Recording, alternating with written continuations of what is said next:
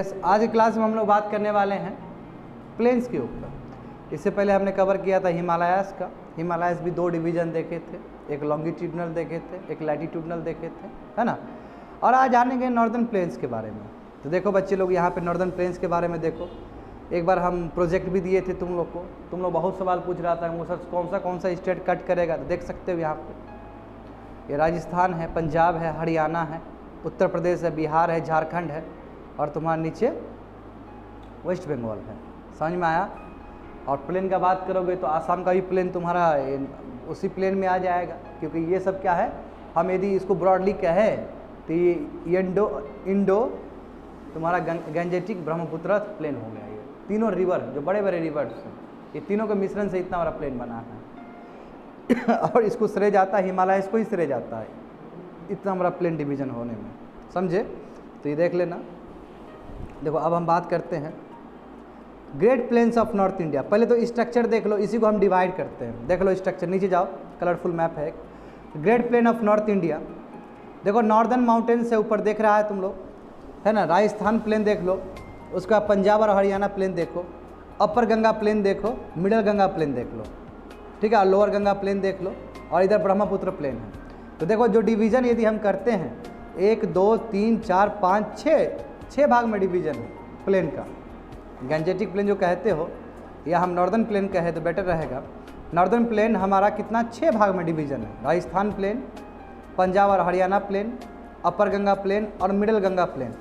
Middle Ganga plain में भी बिहार और झारखंड आता है, बात समझे। और तुम्हारा हाँ बिल्कुल बिहार और उत्तर प्रदेश का बहुत सारा हिस्सा आता है। उत्तर प्रदेश का हिस्सा अपर गंगा में भी आता है, समझे, एंड सो ऑन। तो ऊपर चले जाओ, अब देखते हैं इसी चीज़ को डिवाइड करते हैं कि great plains of north India. देखो हिमालयस के साउथ तरफ जाएंगे और पेनिनसुला के नॉर्थ की तरफ जाएंगे तो हमको great plain of northern India मिलेगा। सही बात है। ये क्या एग्रीगेशनल प्लेन है, यानी कि एग्रीगेशनल प्लेन है फाउंड बाय द डिपोजिशनल। एग्रीगेशनल मतलब क्या कि वर्क, काम करने की वजह से हुआ है ये, because of the efforts of reverse, इसको बोलते हैं एग्रीगेशनल प्लेन। ये एग्रीगेशनल प्लेन है जो फॉर्म हुआ है depositional work of 3 river system, Indus, Ganga and Brahmaputra. इसलिए हम इसको इंडो गैंजेटिक ब्रह्मपुत्र प्लेन भी कह देते हैं, क्योंकि यही तीनों रिवर के वजह से ये रिवर इतना विशाल प्लेन बना हुआ है। लार्जेस्ट एलुवियल ट्रैक्ट है, तुम्हारा पूछना नहीं है सवाल कुछ भी। लार्जेस्ट एलुवियल ट्रैक्ट है वर्ल्ड का ये, जो कि तुम्हारा 3200 किलोमीटर पर फैला हुआ है। अब देखो ये 3200 किलोमीटर का मतलब क्या होता है, पाकिस्तान से फैला हुआ है। यदि हम इंडिया का बात करें तो 2400 किलोमीटर का होगा ये। तो 3200 से कंफ्यूज मत होना, क्योंकि हिमालय पूरी तरीके से 2400 किलोमीटर फैला है, उसके ठीक पैरेलल हमारा इंडिया के साथ कनेक्ट होगा। तो इंडिया में इसका 2400 किलोमीटर तक का लाभ उठाया जाएगा। समझ में आया ये। बट टोटली ये कितना फैला हुआ है, 3200 kilometre from the mouth of the Indus. समझ में आ गया, इंडस पाकिस्तान की तरफ मूव कर जाएगा और to the mouth of your Ganga, यानी कि उधर ब्रह्मपुत्र के पास भी चला जाएगा। समझ गए बात को।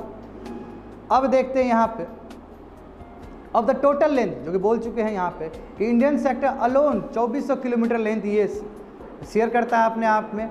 और यदि मैं इसका विड्थ का बात करूँ, है ना, इसका यदि मैं ब्रेथ का बात करूँ तो 150 किलोमीटर से 300 किलोमीटर तक का भी हो सकता है, क्योंकि हमने देखा है कि राजस्थान प्लेन थोड़ा छोटा है एज़ कम्पेयर टू तुम्हारा अपर गंगा और मिडल गंगा प्लेन। ये सब बॉर्डर एरिया है। ये वाइडेस्ट है तुम्हारा वेस्ट में, बोल तो रहे हैं वेस्ट की तरफ है ज़्यादा। और ये स्टेजेस अराउंड द, जहाँ पे तुम्हारा लगभग 500 किलोमीटर का स्टेजेस है। और तुम्हारा डिक्रीज हुआ, यानी कि ईस्ट की तरफ मूव आते जाते बहुत छोटा हो गया स्टेज, यानी कि ईस्ट की तरफ आ रहा है, यानी कि जब ब्रह्मपुत्र की तरफ आ रहा है तो कम होते जा रहा है। और बीच में जो एरिया है उसमें काफ़ी बड़ा है। मैक्सिमम डेप्थ जो एलुवियल डिपोजिट का हो सकता है, जो डेप्थ है, यानी कितना उसके ऊपर थोपा गया है सिल्ट एलुवियल, तो तुम्हारा 1000 से लेके 2000 मीटर तक है, यानी कि काफ़ी अच्छा डेप्थ है। यानी कि 1 किलोमीटर से लेकर 2 किलोमीटर तक इसका प्लेन का है डेप्थ। प्लेन है, अच्छा खासा प्लेन है। Northern boundary of the plain is well defined by the foot hills of the Shivalik. सही बात है। जो गंगा का जो नॉर्दर्न है, यानी कि ऊपर वाला जो हिस्सा है वो शिवालिक के ठीक नीचे है। हमने कहा है ये बात पहले भी, यही तो डिवीजन है। बट तुमको ये समझना होगा कि जो साउदर्न पार्ट है, यानी कि हिमालय का जो नॉर्दर्न प्लेन का जो साउदर्न पार्ट है, नीचे वाला जो हिस्सा है, ये वह भी इरेगुलर लाइन है, उतना रेगुलर नहीं है जितना रेगुलर लाइन ऊपर वाला है, क्योंकि ऊपर तो शिवालिक का मिल जाएगा, नीचे इरेगुलर है। स्पेशली तुम्हारा नॉर्दर्न एज ऑफ पेनिनसुला पे, जो नॉर्दर्न एज का पेनिनसुला का ऐसे निकला हुआ है, तो ऐसे घुमा हुआ छोटा नागपुर, तो वहाँ पे जाके थोड़ा इरेगुलर हो जाता है हमारा northern plain because of the northern side of your peninsula plateau. समझ गए? River flowing through this plain, जो भी रिवर आते हैं स्पेशली जो हिमालय से ओरिजिनेट होते हैं, वो बहुत ही तुम्हारा लेयर ऑफ एलुवियल सोइल यहाँ पे डिपॉजिट करते हैं, और यही कारण है जो बाद में जाकर तुम्हारा length and breadth of plain बन जाता है। तो thanks to the Ganga, thanks to the Indus, thanks to the Brahmaputra, इसकी वजह से इतना भव्य आकार बना है यहाँ पे, ताकि बहुत काम कर रहे हैं ये लोग। ठीक है, तो अब देखो, अब यहाँ पे तुमको बहुत कुछ समझना होगा। ये तो तुमने एक डिवीजन समझा के चलो ऐसा ऐसा बात है, अब तुमको यहाँ पे जियोमॉर्फोलॉजी समझना होगा और जियोग्राफी समझना होगा, दोनों अलग चीज़ है। बात समझे? जियोमॉर्फोलॉजी का मतलब कि प्रोसेस क्या हुआ, ये कैसे बना, कौन से स्टेज में बना, क्या क्या हुआ है इसके साथ। और जो आगे देखो एक मैप होगा, नीचे होगा, हाँ देखो आगे जाओगे तो एक प्रिंटेड मिलेगा, geomorphological division versus geographical division. ठीक है, इसमें मैं बताऊंगा तुम लोग को, वेरी वेरी इंपॉर्टेंट। जियोमॉर्फोलॉजी का बात करोगे तो हिमालय के भी नीचे भाबर, फिर तराई, फिर भांगर और फिर खदर। और यदि मैं जियोग्राफिकल का बात करूँ तो वही जो अभी बताएं, राजस्थान प्लेन, हरियाणा और पंजाब प्लेन, ये हो गया। तो ये समझना होगा तुम लोग को, समझे? तो हम बात करते हैं जियोमॉर्फोलॉजी ऑफ द प्लेन्स क्या है, जो उस समय देखे। देखो, this plains have characterised feature of mature stage of fluvial landforms. बोला है कि इस प्लेन में हम देखते हैं कि mature stage of fluvial landforms होते हैं। क्या होता है फ्लूवियल लैंडफॉर्म का मतलब? जैसे कि हुआ सैंड बार्स, मिंडियार्स और ऑक्सबो लेक्स, ब्रेंडेड चैनल्स, ये सब कैरेक्टरिस्टिक्स होते हैं तुम्हारे रिवर सिस्टम का। जब ड्रेनेज सिस्टम पढ़ोगे, जब तुम लोग को ड्रेनेज सिस्टम पढ़ाएगा तो एक एक चीज़ के बारे में बताया जाएगा। मैं तुमको ड्रेनेज बताए नहीं अभी तक हम, क्योंकि पहले हम ये वाला लैंडफॉर्म्स को इंट्रोड्यूस कर रहे हैं। तो जब ड्रेनेज तुमको बताएंगे तो एक एक चीज़ पे हम बात करेंगे। ऑक्सबो लॉक्स क्या होता है, मिएंडर्स क्या होता है, जो कोर्स बदलता है, चेंज हो जाता है। समझ गए बात को? ये सब इंपॉर्टेंट है आपके यूपीएससी टर्म में, मगर वो ड्रेनेज में पढ़ना होगा, तो मैं वहाँ पे ज़्यादा बताऊँगा तुम लोग को। मैं ये समझो कि एक प्लेन जो बनता है मैच्योर स्टेज में तभी बनता है जब इस तरह का सभी कैरेक्टरिस्टिक्स उसके अंदर रहते हैं। एग्जाम्पल फ्लूवियल लैंडफॉर्म्स, एग्जाम्पल हुआ तुम्हारा सैंड बार्स होता है, मिएंडर्स होते हैं, ऑक्सबो लेक्स बनते हैं, और भी बहुत सारी चीज़ बनते हैं। ब्रह्मपुत्र प्लेन्स नोन है रिवरिन आइलैंड्स के लिए, क्योंकि बहुत सारा तुम्हारा रिवर वाला आइलैंड टाइप का स्ट्रक्चर बन जाता है। सैंड बार्स के लिए है, और सिल्टेशन के लिए भी बहुत फेमस है। जानते हो कि बहुत ज़्यादा बलुआ लेके आता है वो, एक बहुत बड़ा प्रॉब्लम हो जाता है आसाम में, है ना। Many of this areas are subjected to periodic floods. यही तो है कि बहुत सारा फ्लड भी होता है, फ्लड आता है, रिवर सिस्टम अपना कोर्स चेंज कर देता है, उसको कोसी कहते हैं, दामोदर कह देते हैं हम लोग, जानते हो तुम लोग। इसके वजह से बहुत दिक्कत होता है। The mouth of this the mighty reverse, यानी कि जहाँ पे ये ड्रेन ऑफ होगा, सोर्स तो चलो ठीक है हिमालयस हो गया, मैं जहाँ पर ड्रेन ऑफ होगा यानी कि बे ऑफ बंगाल में, ठीक है। Also from the largest deltas of the world, सबसे लार्जेस्ट भव्य डेल्टा बनाता है दुनिया का, वो और कोई नहीं, हमारा ये डेल्टा है, सुंदरबन डेल्टा है। क्योंकि देखो दो इतना बड़ा रिवर सिस्टम का मिलन हो रहा है यहाँ पे, लार्जेस्ट डेल्टाज बनेगा, मैंग्रोव्स बनेंगे वहाँ पे, है ना। तो सुंदरबन डेल्टा फेमस डेल्टा है। और देख लो, जैसे मैं बात करूं कि हरियाणा और दिल्ली का बात करूं तो ये वाटर डिवाइड है। देखो इसी को बोलते हैं वाटर शेड बोलते हैं, वाटर डिवाइड है। ऐसा ऊपर वाला एरिया है, यहाँ से रिवर इधर चला जाएगा, ये रिवर इधर चला जाएगा, बात समझे ना। ये ऊपर है, अब देखो यहाँ से हम पानी, यहाँ से हम रखे ऐसे करके, तो कुछ पानी इधर चला जाएगा, कुछ पानी इधर चला जाएगा, क्योंकि वो अपर एज में इधर देखो, इधर देखोगे ना ऐसे, यहाँ पानी डालोगे तो क्या इधर चला जाएगा, इधर चला जाएगा। तो हरियाणा और दिल्ली ये तुम्हारा वाटर सेट की तरह काम करता है, वाटर डिवाइड की तरह काम करता है, समझे। तो देखो वही कहा जा रहा है कि स्टेट ऑफ हरियाणा हो, दिल्ली हो, ये वाटर डिवाइड की तरह काम करता है इंडस और गंगा रिवर सिस्टम में, समझ गए ना। इंडस उधर चला गया, गंगा इस तरफ चला गया, क्योंकि ये डिपेंड करता है आपके एलिवेशन पे। जितना एलिवेशन है उतना ऊंचा होगा, जितना ऊंचा होगा और टिल्टेड होगा तो पानी उसी तरफ जाएगा। एज अपोज टू दिस, मैं ब्रह्मपुत्र का देखो, ब्रह्मपुत्र का समीकरण बहुत डिफरेंट है। River flows from the north east, ऊपर से ऐसे बह रहा है, फिर साउथ ईस्ट डायरेक्शन लेगा, फिर 90 डिग्री में कट के पूरी तरीके से बांग्लादेश में चला जाएगा वो। देखो आगे जाओ, फिगर दिखाते तुमको, फिगर देखो, देखो ऐसे आ रहा है, यानी कि नॉर्थ ईस्ट से आ रहा है, फिर साउथ ईस्ट चला गया, वो नीचे चला गया ब्रह्मपुत्र प्लेन में, और धूपरी पे जाकर 90 डिग्री में कट के नीचे जाकर तुम्हारा जो रिवर तुम्हारा जो सिस्टम है बांग्लादेश का, उसके साथ मर्ज कर गया। तो देखो 90 डिग्री कट किया है कि नहीं किया धुबरी रिवर पे, देखो सब इंपॉर्टेंट है। धुबरी पे 90 डिग्री कट किया है कि नहीं किया है। तो देखो, तो फिर मैं रिपीट करता हूँ, आप समझो कि मगर ब्रह्मपुत्र का ऐसा नहीं है एज़ कम्पेयर टू तुम्हारा इंडस और उसका गंगा रिवर सिस्टम का। वहाँ पे हम देखें कि दिल्ली और हरियाणा किस तरह वाटर डिवाइड का काम कर रहा है, मगर यहाँ पे नहीं हो रहा है ऐसा। यहाँ पे अलग ऐसे और फिर ऐसे चला जा रहा है। तो Brahmaputra river flows from the north east to the south east direction, समझे, और फिर जाके तुम्हारा ऑलमोस्ट 90 डिग्री वो साउथवर्ड बेंड होके धुबरी पे चला गया, ठीक है, धुबरी से नीचे चला गया, फिर बांग्लादेश में जाके वो जो वहाँ का जो रिवर सिस्टम है उसके साथ मर्ज कर गया। This river valley plains of fertile alluvial soil, सही बात है, जितने भी एरिया को कवर करेंगे तो बहुत ज़्यादा एलुवियल डिपॉजिट हो जाएगा वहाँ पे, और इसके वजह से बहुत तरह का क्रॉप्स वहाँ पे हम कल्टीवेट कर सकते हैं। एग्जाम्पल देखो, paddy, wheat, sugar cane, jute and, और इसलिए लार्ज पॉपुलेशन वहाँ पे इकोनॉमिकली वाइबल हो जाए, इकोनॉमिकली सुइटेबल हो जाएंगे वहाँ पे। समझ रहे हो बात को ना? तो डेल्टा रीजन बहुत सपोर्ट करता है ह्यूमन बींग को वहाँ पे, ह्यूमन सेटलमेंट को। तो बच्चे लोग यहाँ पे यही चीज़ तुम लोग को देखना होगा कि क्या डिफरेंस है दोनों के बीच में, जियोमोर्फोलॉजिकल डिवीजन और ज्योग्राफिकल डिवीजन में क्या अंतर है। जो ज्योग्राफिकल डिवीजन को हम लोग रीजनल या लोकल डिवीजन भी कह देते हैं, ठीक है। तो जियोमोर्फोलॉजी मतलब किस कैसे स्टेज में क्या क्या चीज़, हिमालय, तराई, ये सब हुआ तुम्हारा जियोमोर्फोलॉजी। हम जियोमोर्फोलॉजी का बात करते हैं तो हम ये बात नहीं करते कंटिनेंट कौन सा है, हम बात करते कौन सा क्रस्ट से गया है, क्या वो ओशनिक प्लेट है, क्या वो तुम्हारा कंटिनेंटल प्लेट है, तब जियोमोर्फोलॉजी का बात होता है क्लास में। समझ में आ रहा है क्या बोल रहे हैं? जियोमोर्फोलॉजी का यदि प्लेन का बात करेंगे, देखो हिमालय से, हिमालय का नीचे देखो शिवालिक रेंज है, वहाँ पे भंवर होगा। भंवर मतलब क्या था, बड़े बड़े तुम्हारे जो पेबल्स मिलेंगे तुमको। यहीं पे तुम्हारा इंडस वैली सिविलाइजेशन सब सेटल था। ये पहले का जो पैलेथिक एज वाले पीपल बोले थे यहीं पे था, क्योंकि उसको पत्थर मिल जाता था। एलुवियल सोइल पे क्यों होगा, एलुवियल सोइल पे तो पत्थर मिलेगा नहीं इसको, तो यहीं भंवर वाला रीजन पे रहेगा वो लोग। समझ में आ गया मेरा बात? उसके बाद देखो तेराई रीजन, तेराई रीजन देखो वो बेटर है भंवर से, और उसका तुमको भांगर मिलेगा। भांगर मतलब जो ओल्ड है, पहले वाला है, और तुम्हारा खादर जो न्यूली डिपॉजिट है, क्योंकि जो रिवर सिस्टम के बगल में होगा वो न्यूली डिपॉजिट होगा, जो रिवर से अवे होगा वो तुम्हारा क्या होगा, होता क्या कि देखो सुनो बच्चे लोग, रिवर सिस्टम है, इमेजिन करो रिवर सिस्टम है, ऊपर से लेके आ रहा है और रिवर में बह रहा है। तो नया सिल्ट रहेगा तो वो तो रिवर के पास रहेगा, जो पुराना होगा वो डिस्प्लेस होते जाएगा, दूर होते चला जाएगा, दूर होते चला जाएगा, ये लार्ज ट्रैक्ट बना देगा। उसी को जो पुराना वाला होगा उसी को भांगर कह देंगे, और जो नया वाला होगा उसे खदर कह देंगे। जो खदर वाला होगा वो बहुत ज़्यादा बेस्ट होगा। बात समझे? तो ये तो हो गया जियोमोर्फोलॉजिकल। ज्योग्राफिकल डिवीजन जानते हो, बता चुके हैं, राजस्थान प्लेन है, हरियाणा और पंजाब प्लेन है, अपर गंगा प्लेन है ना, मिडिल गंगा प्लेन है, लोअर गंगा प्लेन है और ब्रह्मपुत्र प्लेन है, 6 डिवीजन। तो देख लेते थोड़ा सा जियोमोर्फोलॉजिकल का भी देख लेते हैं कि ये टेंडेंसी होता है जियोग्राफर्स में कि plains of north mountainous flat and featureless plane.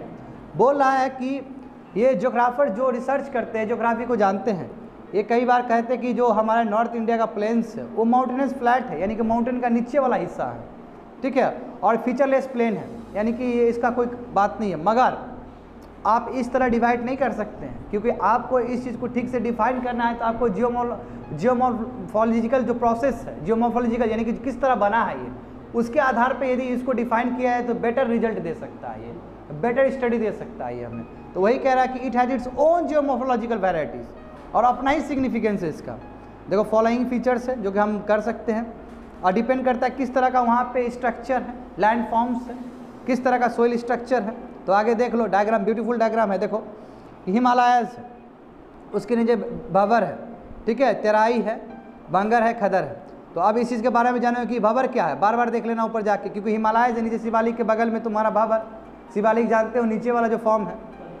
तो देखो भंवर क्या है कि नैरो बेल्ट है जी, जो कि 8 से लेकर 16 किलोमीटर का आपका ब्रेथ हो सकता है, ठीक है, जो कि ईस्ट टू वेस्ट डायरेक्शन जाएगा अनडाउटली, जो शिवालिक का तुम्हारा पैरेलल होगा।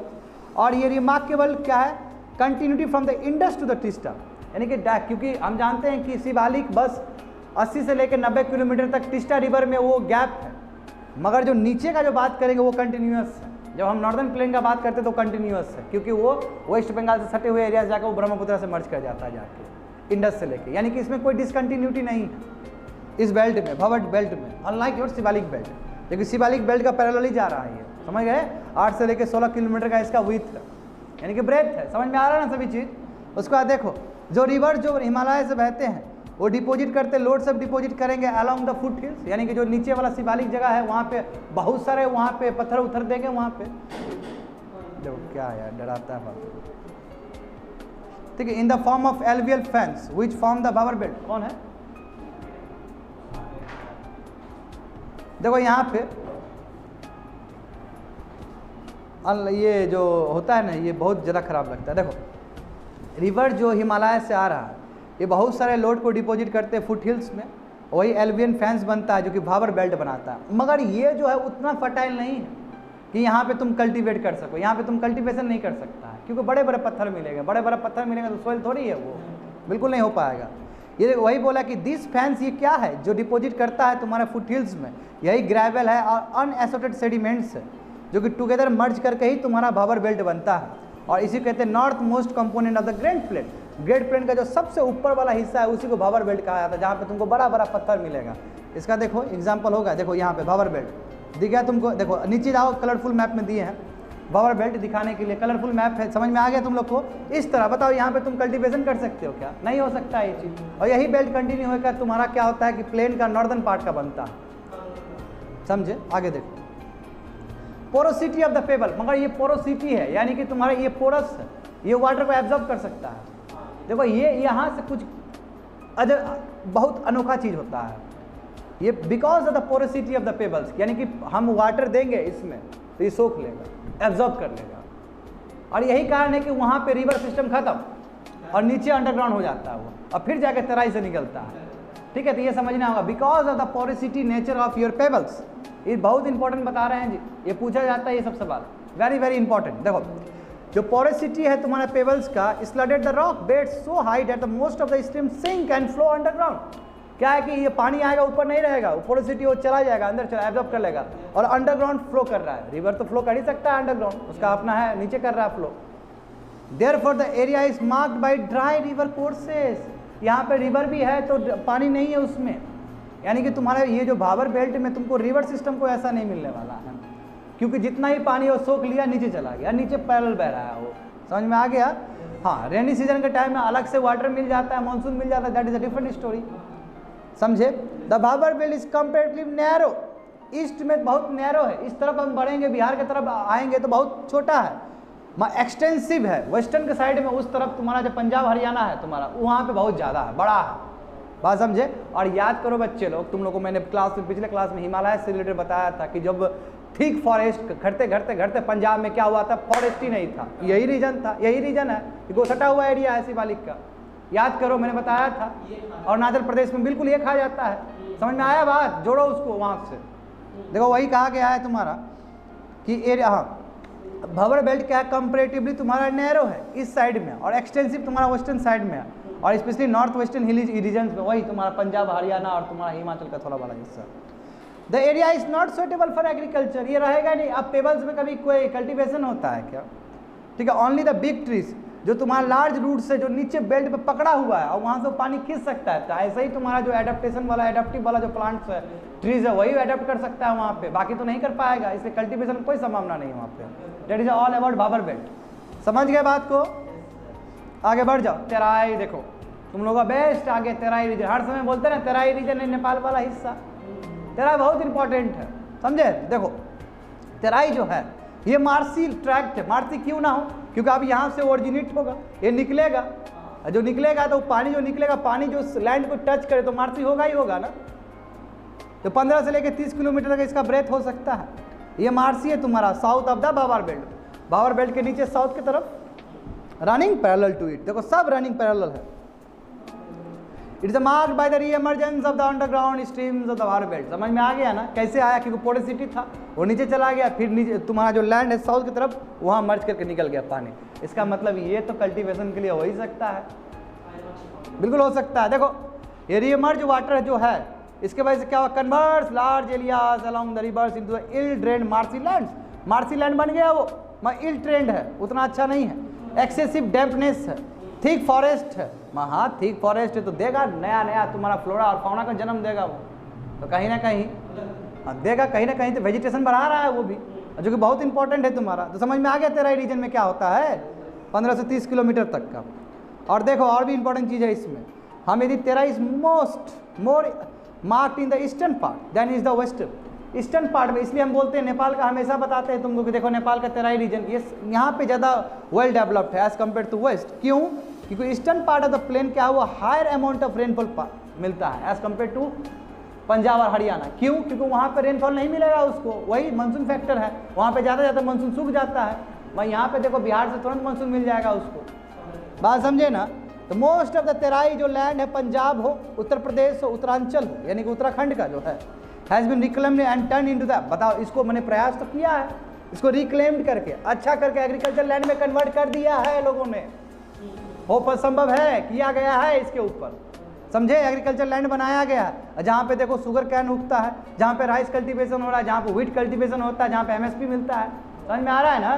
तो कर सकते हैं हम लोग भी, वही तेराई रीजन का ही बाबू खा रहा है बैठ के, पंजाब और हरियाणा। समझ में आया ना? आगे देखो, अब है भांगर। ये बहुत ही इंपॉर्टेंट है तुम लोग रिलेटेड। क्यों? आखिर यही तो एलुवियल सोइल है जो बहुत किनारे पे है।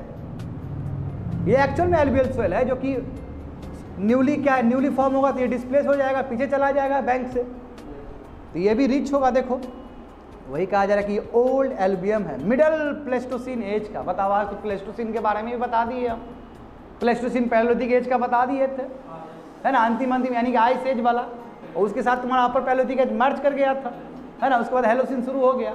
तो देखो ये मिडल पैलोलिथिक में, आप समझो, आप आंकड़ा ले ही लो दिमाग में कि मिडल पैलोलिथिक प्लेस्टोसिन एज में इसका फॉर्म हुआ था, और forms alluvial terrace above the level of flood plains. इसलिए जो फ्लड प्लेन्स का क्या है, अबव है ये एल्वियल टेरिस से, बड़ा बड़ा मड देखता है दूर दूर तक। बात समझे? It is often impregnated with the calcinate. अब बताओ इसमें कंकर होता है, कैल्सिनस कंक्रीशन, यानी कंकर बहुत सारे पाए जाते हैं इसके अंदर, ठीक है? कंकर मिलता है, जानते हो। अब इस mostly occupies the Pleistocene terrace dating back to through middle and upper Pleistocene period. ये बहुत पुराना बात है, ये सिंपल समझो ना, मिडल और अपर पैलोथिक का बात है, पैलोथिक कह सकते हैं प्लेस्टोसिन से।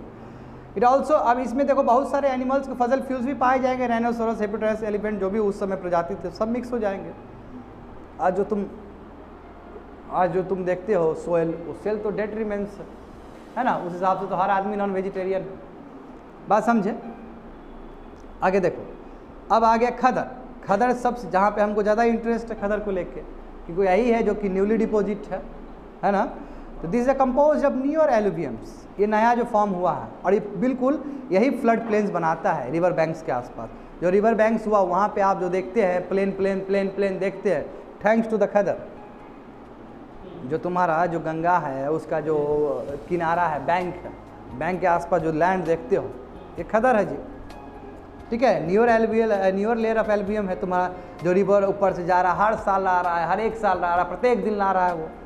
ये डिपॉजिट नॉर्मली तुम्हारा क्या है, ये रिवर चैनल्स के विसिनिटी में होगा, यानी कि सराउंडिंग में होगा। यहाँ पे लाएगा, बगल में जाएगा, यहाँ पे बन जाएगा, लैंड पैटर्न लेगा वो। द क्लेज हैव लेजर कंकर।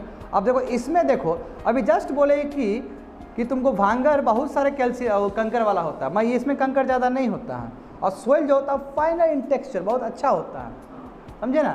अब इसके बारे में क्लेई सोइल, लोमी सोइल तब बताएंगे और डिटेल्स में जब तुम लोग को सोइल का चैप्टर बता रहे होंगे, ठीक है? तब सबका अपना अपना रिलेवेंस है, समझे बात को? एक खदर क्या है तुम्हारा, merges in the deltaic region and other accumulation of prehistoric times. तो खदर क्या बोल रहा है कि ये तुम्हारा डेल्टाइक से मर्ज कर जाता है, ठीक है? और तुम्हारा ये पहले का बात है। देखो अब यहाँ पे एग्जांपल देखो, ये बेस्ट तुम्हारा चार्ट दिया गया है कि खदर और भांगर में कैसे तुम डिफ्रेंशिएट करोगे, है ना? बहुत अच्छा चार्ट है। देखो कि खदर जो नया बना है, ये नॉर्दर्न प्लेन्स का वो हिस्सा है जो कि तुम्हारा फ्लड लेवल्स के बिलो है। खदर से फ्लड लेवल मतलब वही होता है तुम्हारा उस तरफ का भांगर वाला, जो कि न्यू एल्वियम सोइल है। खदर यंगर एल्वियम है, एज वाटर जस्ट अभी डिपोजिट, हर एक साल डिपोजिट हो रहा है। फाइनर इन टेक्सचर, बहुत छोटे होते हैं, बहुत फर्टाइल होते हैं, इंटेंसिव कल्टीवेशन के लिए बेस्ट माना जाएगा इसको। लेस कैल्सियस, यानी कि इसमें कंकर बहुत कम है, ठीक है? ये पेल ब्राउन कलर का होता है, मोस्टली तुम्हारा लोमी और तुम्हारा सैंडी क्ले से बना होता है। भांगर देख लो वहीं पे, ये largest part of northern plains का हिस्सा है तुम्हारा। यहाँ पे तुम्हारा भांगर ओल्ड एलुवियम सोइल है जो प्लेस्टोसिन एज से रिलेटेड है तुम्हारा। इसमें तुम्हारा जो कंकर है कोर्सर है, यानी कि काफ़ी बड़ा कंकर मिलेगा तुमको। ये लेस फर्टाइल है, ठीक है? और तुम्हारा 300 metre above the sea flood plain मिलता है तुमको। ये टेरिस लाइक स्ट्रक्चर होगा, ये दूर होगा, इसमें फुल ऑफ कंकर है, कैल्सियस स्ट्रक्चर है, ये डार्क कलर का होगा और क्लेई डिकम्पोजिशन होगा इसमें भी। बात समझे? अब बात करेंगे हम लोग 5th और 6th तुम्हारा रे और वुड है तुम्हारा, ये दोनों ही बहुत इंपॉर्टेंट है तुम्हारा। ये भी तुम्हारा जियोमॉर्फोलॉजिकल पार्ट का ही है। बात समझे? अभी तक हमने क्या बात किया, अभी तक हमने देखो यहाँ पे तेराई रीजन्स, ये मैप देख लो यहाँ पे, ये मैप ऊपर चले जाओ, फिर जो हाँ हिमालयज हो गया, भाबर हो गया, तेराई हो गया, बांगर हुआ, खदर हुआ, इसका भी डिवीजन है अलग अलग जगह पे, वो अलग जगह पे डिवीजन है, समझे। तो देखो रे का देखो, ये कंप्राइज ऑफ बैरन सलाइन, ये जो तुम्हारा ड्राइड एरियाज है उत्तर प्रदेश का, हरियाणा का, वहाँ पे इस तरह का प्लेन्स पाए जाते हैं, ठीक है। और ये तुम्हारा यहाँ से क्या होता है, in recent time indiscriminate irrigation, यहाँ पे बहुत सारे इरीगेशन किया जाता है, तब जाके ये प्लेन को प्लेन कहते हैं हम लोग। दूसरा देख लो, ये एलिवेटेड पीस ऑफ, ये थोड़ा सा ऊंचा है तुम्हारा, बैंक का स्पेशली गंगा रिवर से थोड़ा ऊंचा है, और स्पेशली तुम्हारा गंगा यमुना डॉब जो रीजन है जहाँ पे अलाउद्दीन खिलजी सब लगा देता था टैक्स, सब मोहम्मद बिन तुगलक लगाया था, उसी रीजन में, समझ रहे हो ना। This are form due to the accumulation of, ये कैसे बना है, ये तुम्हारा बाहर का जो एक्सोजेनिक फोर्सेस है उसके वजह से बना हुआ है, विंड ब्लोन सैंड्स उड़ा के लाया और डिपोजिट किया, तब जाके थोड़ा सा प्लेन बन गया वहाँ पे, समझे। ये तुम्हारा ये डोआब रीजन का है फॉर्मेशन। अब देखते हैं वहाँ पे why do the areas around Punjab suffer from the problems of रे, भाई रे वाला प्रॉब्लम क्यों सफ़र कर रहा है, क्या रीज़न है, ठीक है। ये पंजाब वाला रीजन, पंजाब वाला जो है वो क्या प्रॉब्लम फेस कर रहा है रिलेटेड टू योर रे, excessive irrigation by means of canal irrigation and fertilisation of field, इसके वजह से क्या हो रहा है, प्रोडक्टिविटी इंक्रीज करने का जो सोच रहा है, इसकी वजह से लैंड डिग्रेडेड हो रहा है। हमने कहा ही हर समय, हम जानते हैं इन्वायरमेंटल इशू भी आता है, जो कैनाल वाटर जो है क्या है अंडरग्राउंड में चला जाता है, इसके वजह से वाटर लॉगिंग प्रॉब्लम हो जाता है कैनाल रूट में, एक्सेसिव वाटर लॉगिंग होगा फील्ड में, इसके वजह से क्या हुआ तुम्हारा कैपिलरी एक्शन हो जाते हैं। कैपिलरी एक्शन मतलब क्या होता है, देखो यहाँ पे नीचे से सलाइन वाटर निकलना शुरू हो जाता है नीचे से, अब जब सलाइन वाटर निकलेगा तो फील्ड पे वो डिपॉजिट कर देगा, तो हमारा जो लैंड ट्रैक्स पूरी तरीके से सलाइन हो जाएगा, सलाइन हो गया तो बंजर हो गया वो, बात समझे। तो ये कैपिलरी एक्शन जो है कि वो सलाइन वाटर लाता है सरफेस पे, और इससे तुम्हारा अनफिट हो जाता है एग्रीकल्चर के लिए। बहुत सारे एरिया इससे ग्रसित है, पंजाब, हरियाणा, उत्तर प्रदेश, जो कि ये प्रॉब्लम ऑफ रे से गुजर रहे हैं because of the canal irrigation. ये कैनाल इरीगेशन की वजह से कैपिलरी एक्शंस हो गए, कैपिलरी एक्शन की वजह से तुम्हारा जो सलाइन वाटर है नीचे से ऊपर चला आ रहा है और ये पूरा डिपॉजिट हो जा रहा है। समझ गए बात को ना। That's it for today's class.